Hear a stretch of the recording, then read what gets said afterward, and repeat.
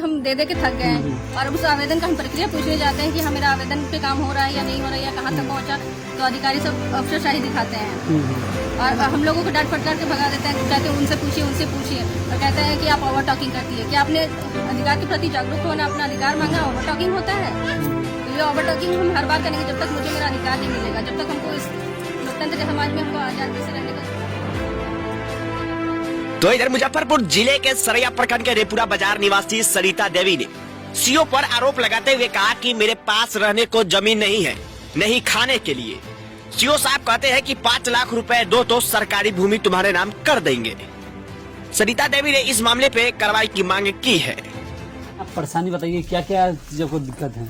जी sir, दिक्कत ये है कि जैसे हम बिहार सरकार की भूमि पे रहते हैं और जो कि अभी परिवार मेरा बड़ा हो रहा है और रहने की जो भूमि है कम होती जा रही है। लगभग 5 डिसमिल का ये जमीन है जिसपे मेरे बाबा दादा रहते आए हैं और अभी के समय में मेरे पिताजी 4 भाई है। 4 भाइयों में लगभग 40-50 सदस्य का परिवार हो चुका है, जिससे हमें यहाँ बहुत परेशानी है। नारकीय जीवन जीना पड़ता है। यहाँ तक कि सर भूमि की परेशानी है कि हमें शौचालय बनाने तक की जगह नहीं है, जिसपे हम इसकी आवेदन भूमि मुहैया के लिए अपने अंचल सरैया में 4 वर्षों से आवेदन देकर सर परेशान हो गए हैं, भटक रहे हैं, अधिकारियों के सामने रो रहे हैं, गिड़गिड़ा रहे हैं। पर हमारी सरकार इतनी संवेदनहीन हो गई है सर, हमारी परेशानी नहीं समझ रही है और हम दौड़ रहे हैं सर। कहाँ आपने आवेदन दिया? आवेदन सर हमने अपने अंचल में दिया है, 5-6 आवेदन तो अपने अंचल में दिया है, जिला में दिया है और आदरणीय मुख्यमंत्री महोदय उनके जनता दरबार में भी दिया है। तो अभी सर अब कहीं से भी तो अभी भूमि मुहैया हुआ नहीं है। मुझे प्रक्रिया हुई है पर भूमि मुहैया नहीं हो रही है। कितना दिन से आप आवेदन दे रहे हैं? सर आवेदन मुझे देते 4 वर्ष के आसपास हो चुका है सर। चलिए आप बताइए। जी सर, मेरा नाम सरिता है और हम पिछले 4 वर्षों से भूमि बंदोबस्ती के लिए अंचल का चक्कर काट रहे हैं। अंचल से लेकर जिला तक का चक्कर काट रहे हैं पर अभी तक मुझे भूमि बंदोबस्ती नहीं किया गया है। पिछले सीओ जो थे पंकज कुमार सर, वो आए अपने, उन्होंने ही हमें बताया कि 10-17 को आप चिन्हित कीजिए।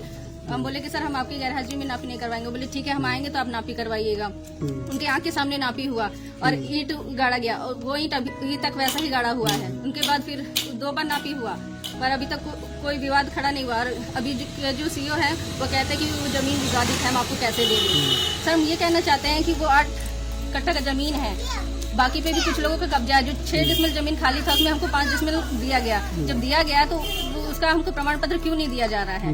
क्या राज है, क्या षड्यंत्र, हमको समझ में नहीं आ रहा है। आपने आवेदन दिया उसका फोटोकॉपी? सर ये 4 आवेदन है, इससे पहले भी हम दे चुके हैं जिसका हमको रिसीविंग नहीं दिया गया है अंचल से। कहाँ का ये आवेदन? ये अंचल का आवेदन है। इससे पहले कितने बार मूर्ख बना दिया गया है देखिए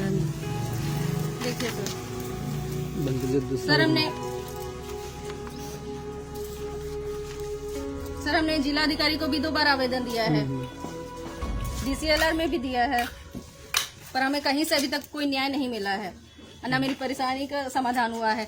ये हमने अनुमंडलीय लोक शिकायत में भी आवेदन दिया था कि सीओ सर कार्रवाई नहीं कर रहे, हमें जमीन उपलब्ध नहीं कराया जा रहा है।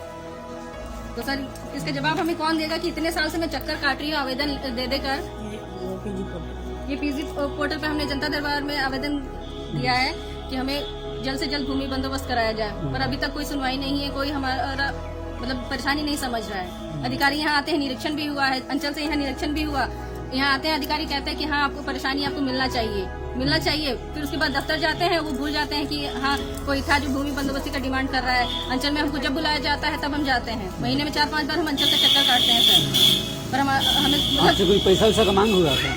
जी, जब पंकज सर थे उस समय हमें डिमांड किया गया था। फिर जो अमीन साहब आए थे वो भी हमसे डिमांड किए पैसा का। कितना पैसा का डिमांड किए थे? 5 लाख।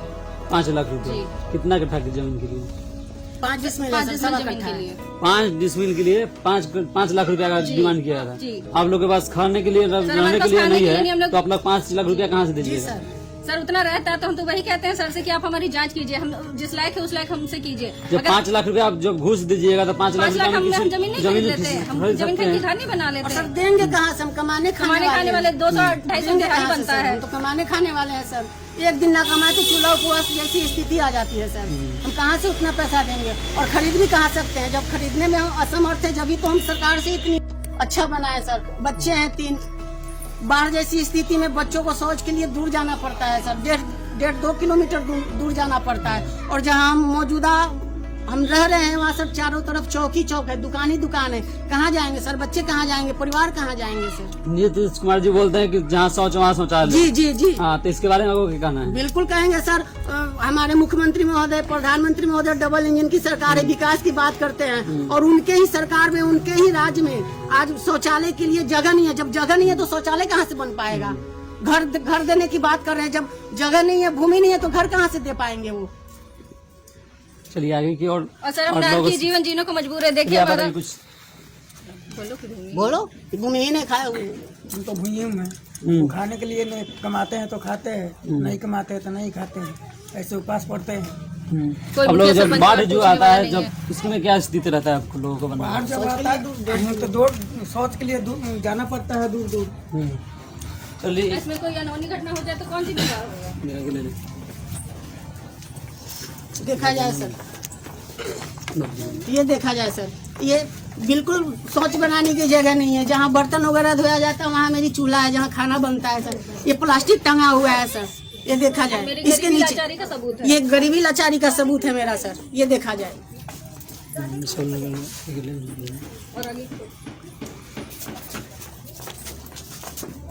और मेरे गरीबी का सर मजाक बना दिया गया है अंचल में।